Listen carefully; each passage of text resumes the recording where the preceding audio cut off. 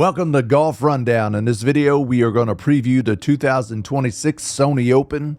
We're going to provide picks, betting angles, course breakdown, and best values. This is the first full-field PGA Tour event of the year. I'm excited to get this season underway.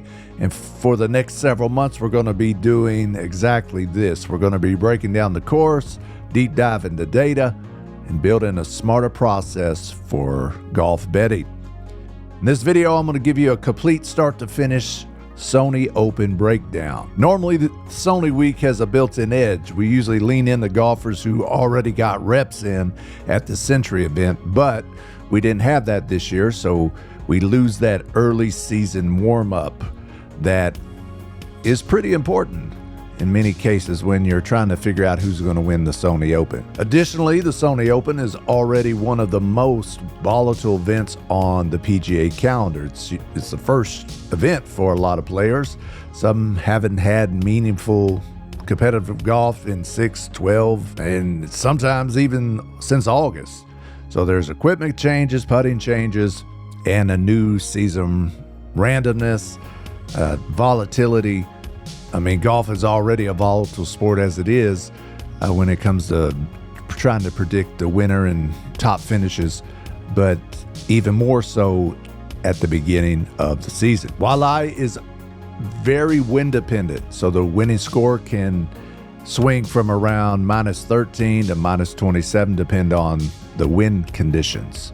And it's a shorter course, so that means, unlike some courses where the bombers have an advantage, or only those that can hit the ball a long way have an advantage, the fact that it's a shorter course opens it up for even more potential winners of this particular event. So don't be afraid to play a live long shot. Waialae Country Club is a short par 70 course, and it plays more like a positional track than a bomber's paradise. Winning score is usually very low, -15 to -20 when the conditions cooperate.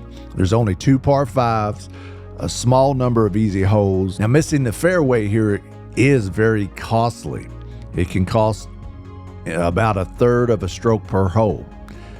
That's because the Bermuda rough can produce weird lies. You get a lot of flyers, jumpers.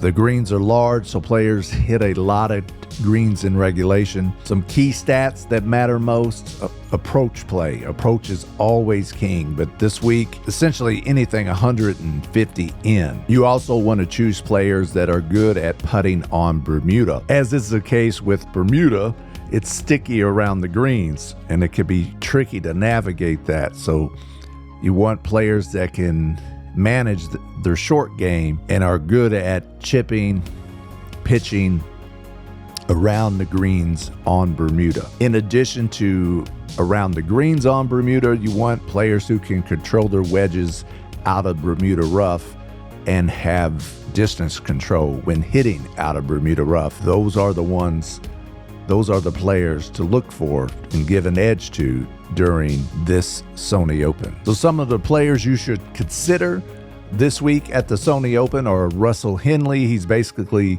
the archetype for this golf course. He's accurate off the tee. He's an excellent wedge player. He does well in Bermuda, putts good on Bermuda. He has an elite course history here and consistent results. Another player at the very top is J.J. Spaun. He's elite tee to green. He has stable ball striking. He's okay on Bermuda compared to other surfaces.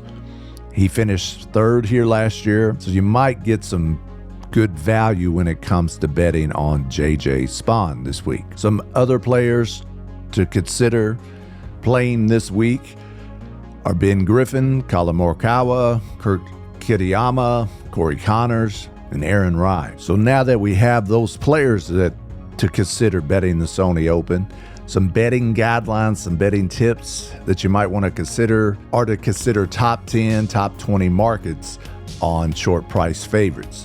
Be open to longer outrights because this tournament has historically produced them. So do not be afraid of long odds players here. And prioritize players who create wedge chances and convert 10 to 25 footers on Bermuda. So for me, I think the wise plays, the wise bets is to do a top 5 with Russell Henley because he's so consistent here at plus 290, and JJ Spaun top 10 at plus 220. As far as outrights go, if you feel confident, if you have a feeling about a golfer at very hot odds, this could get your season, PGA season, off to a great start if you can hit with one of those high odds plays. But for me, top 5, Russell Henley, top 10, JJ Spaun.